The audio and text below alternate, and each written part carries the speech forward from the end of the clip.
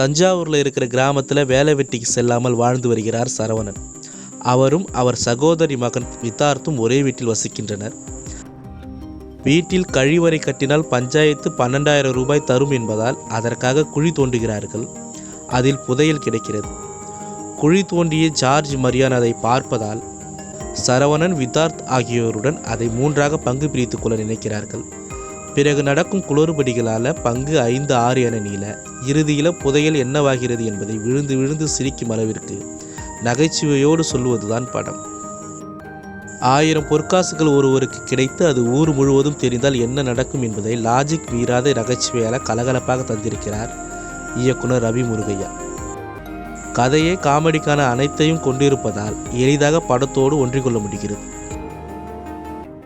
வேலை வெட்டி இல்லாத சரவணன், வித்தார்த் எதிர் வீட்டு மீன் வியாபாரி, போலீஸ் அதிகாரி முத்துப்பாண்டி நகை செய்பவர், நாயகி அருந்ததி நாயர் அவரின் தோழி வட இந்திய மனநோயாளி என இயக்குனர் தேர்வு செய்த கேரக்டர்களும் அவர்களுக்கான எழுத்தும் படத்திற்கு கச்சிதமாக கை கொடுத்திருக்கு.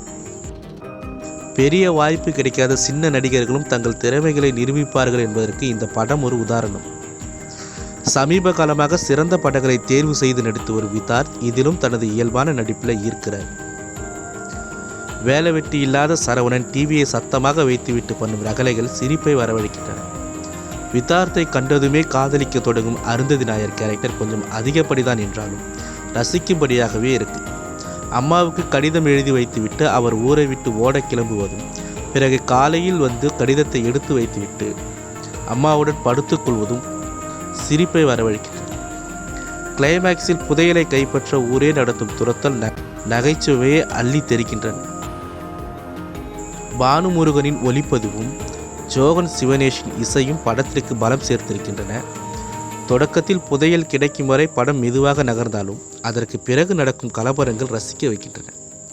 பெண்ணின் நிறத்தை வைத்து கேலி செய்திருப்பதை தவிர்த்திருக்கலாம். சிறு பட்ஜெட் படங்களுக்கு என இருக்கும் குறைகள் இதிலும் இருந்தாலும் 1000 பொற்காசுகள் சிரிப்பை தருகின்றன.